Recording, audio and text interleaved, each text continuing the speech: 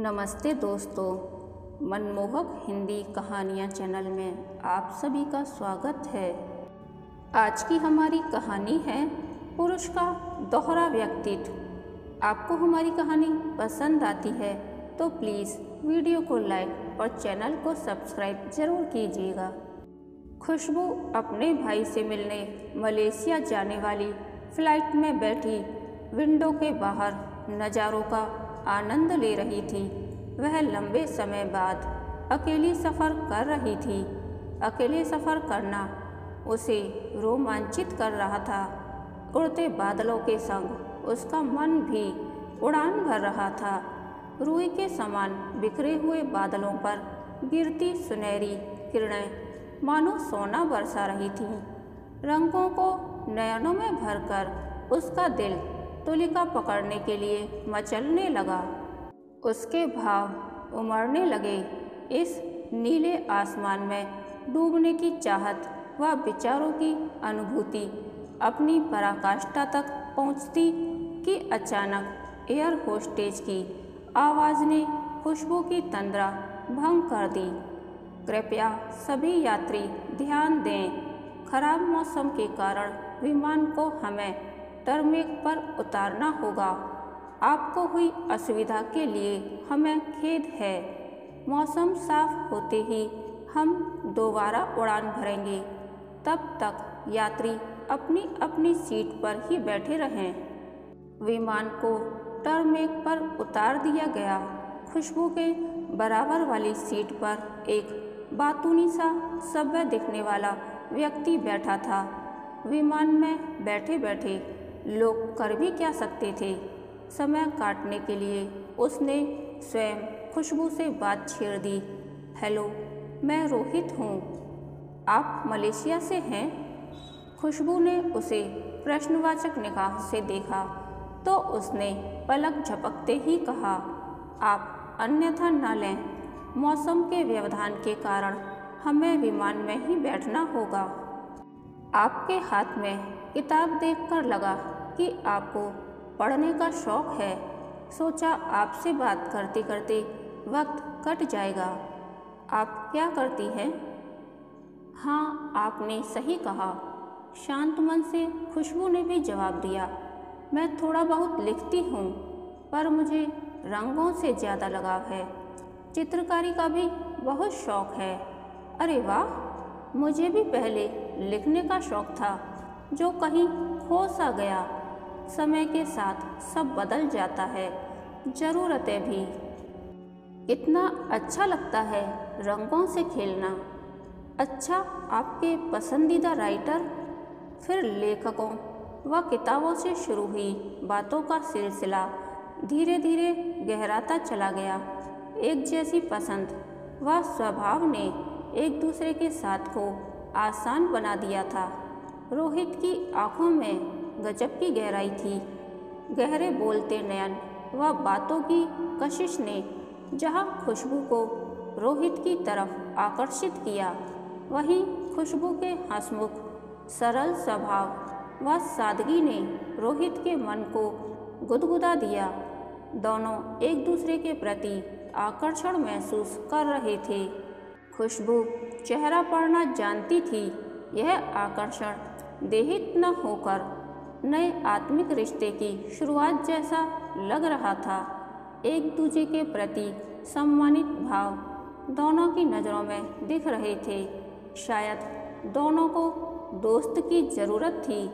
बातें करते हुए दोनों एक दूसरे के इतने करीब आ गए कि अपने जीवन के पन्ने भी एक दूसरे के सामने खोलते चले गए।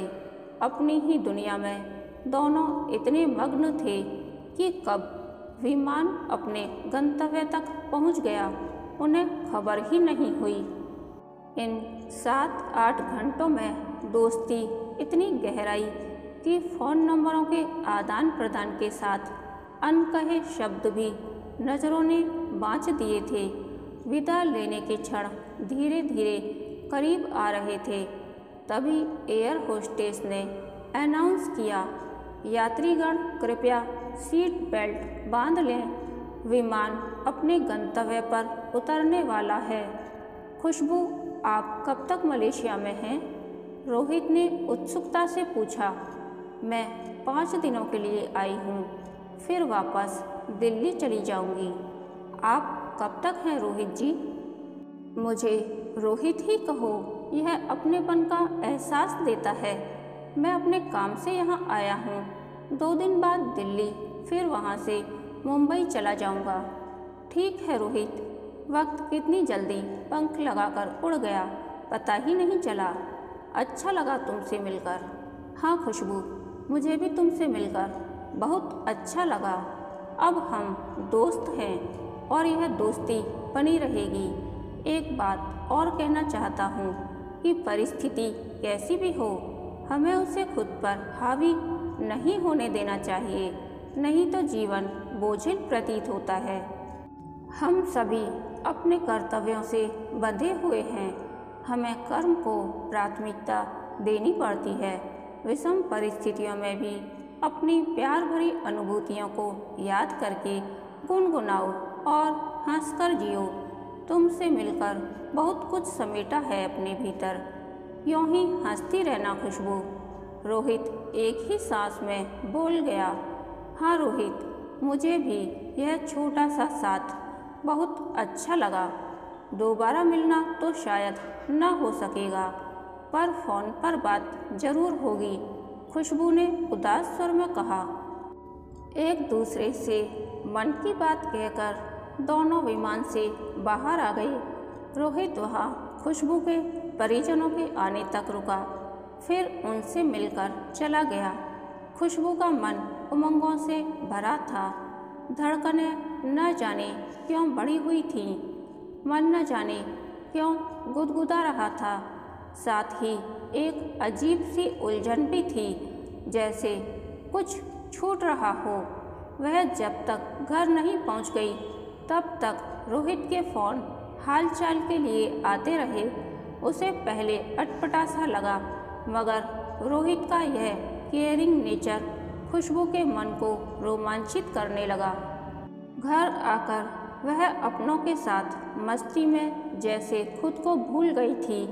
हंसी मजाक व ठहाकों के दौर शुरू थे। कॉलेज की बातें, पुराने दिन, सहेलियों से मस्ती, बचपन के सभी पल याद आ गए। घर में भाई ने पार्टी रखी थी। सभी दोस्त आने वाले थे जो बचपन के साथ पड़े थे, और सुखद पहलू यह भी था कि कुदरत ने उन्हें फिर से मिला दिया था। सबसे मिलकर खुशबू बहुत उत्साहित थी। पार्टी खत्म होने के बाद सब सोने चले गए, पर खुशबू की आंखों से नींद गायब थी। सबके जाने के बाद खुशबू आसमान निहार रही थी कि कुछ काले बादल देखकर उसे अपने बीते दिन याद आने लगे। उसके आसमान पर ही काले बादल क्यों मंडराते हैं? नींद उसकी आंखों से कोसों दूर हो गई।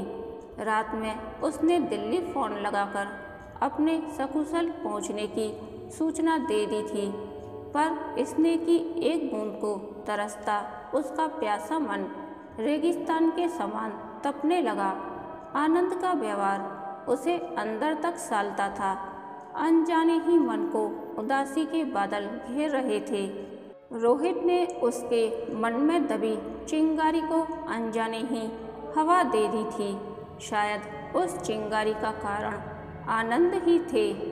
आनंद बिल्कुल उसके विपरीत स्वभाव के थे। जहाँ खुशबू खुले विचारों वाली, हंसमुख व विनोदी स्वभाव की लड़की थी, वहीं पेशे से वकील आनंद की सोच पारंपरिक व संकीर्ण थी। आकर्षक व्यक्तित्व वाले इंसान की सोच इतनी छोटी होगी, खुशबू को शादी के बाद ही पता चला। किसी से भी ज़्यादा बातें करना आनंद को पसंद नहीं था। खुशबू का पर पुरुष से बातें करना उसे नागवार गुजरता था।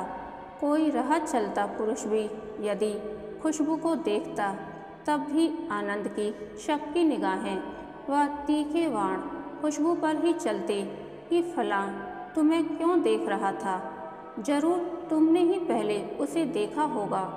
शादी के बाद खुशबू के पारिवारिक संबंधी व मित्रों की संख्या कम होने लगी। आनंद कब किसके बारे में क्या समझ ले, कहना मुश्किल था। खुशबू ने धीरे धीरे खुद को बदलकर आनंद के इर्द गिर्द समेट लिया था। कहते हैं इंसान प्यार में अंधा हो जाता है। खुशबू ने प्यार किया, पर आनंद का प्यार जंजीर बनकर उसे जकड़ चुका था। बच्चे भी आनंद की मानसिकता के शिकार होने लगे। जब उसका मन करता सबसे मेलजोल बढ़ाता, पर जब पारिवारिक संबंध बनने लगते तो वहीं पर लगाम कसने लगता। गुस्सा आने पर, मतभेद होने पर कई दिनों तक अकारण अबोलापन कायम रहना आम बात थी। घर में सीमित वार्तालाप अकेलेपन को जन्म दे चुका था। घर का बोझिल वातावरण घुटन भरा होने लगा, जैसे हवा का दबाव सांस लेने के लिए अनुपयुक्त था। सास ससुर, मामा भांजी, साली सलहज जैसे रिश्ते भी आनंद के शक की आग में जल गए थे। डर का दानव अपना विकराल रूप लेने लगा। मन की कली रंगों से परहेज करने लगी थी। खुशबू के पास ये सब सहने के अलावा कोई विकल्प भी नहीं था। आनंद घर पर न हो तो सभी हंसते बोलते थे। उसके सामने मजाक करना भी दुश्वार था। धीरे धीरे बच्चे भी अपनी जिंदगी में रम गए। अपना अकेलापन दूर करने के लिए खुशबू का समय सहेलियों के साथ ही व्यतीत होने लगा, पर मन आज भी प्यासा सा पानी की तलाश कर रहा है। आनंद ने कभी भूल से भी खुशबू से यह नहीं पूछा कि तुम्हें क्या पसंद है।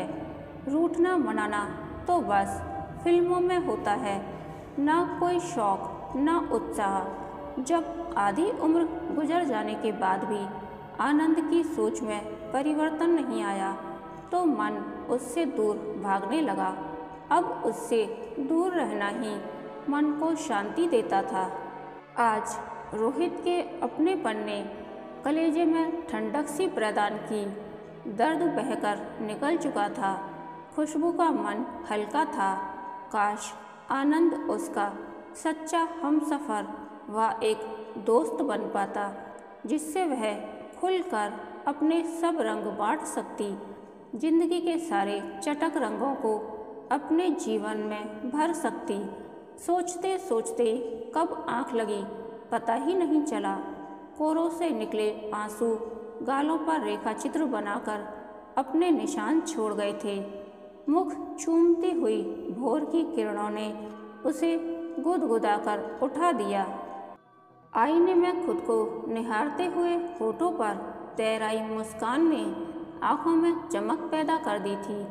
खुद को देखकर खुद के लिए जन्मा प्यार, मस्ती भरी जीवन के रंगों में भीगी शोक अदाएं, जिस पर कॉलेज में सब मर मिटते थे, आज उसे अपने अंदर वही शोखी नजर आ रही थी।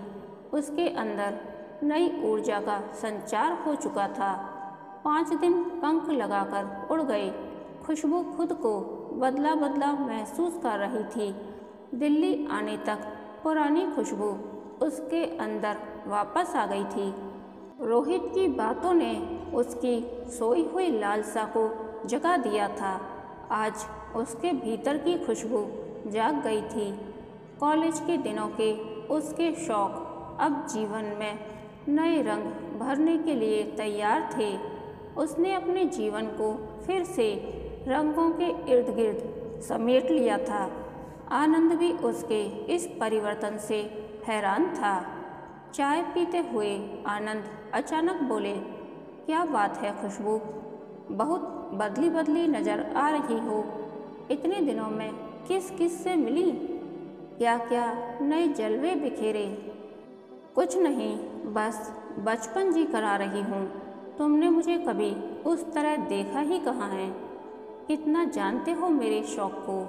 खुशबू की आवाज़ में जाने क्या था कि आज आनंद चुप हो गया। एक समय के बाद नदी का प्रवाह भी पत्थर से टकराकर अपनी दिशा बदल लेता है। आज वे कोमल संवेदनाएं पत्थर से टकराकर चूर चूर हो गई थीं। फिर से जीवन ने करवट बदल ली। अपने नाम को सार्थक करती हुई खुशबू फिर से महकने लगी।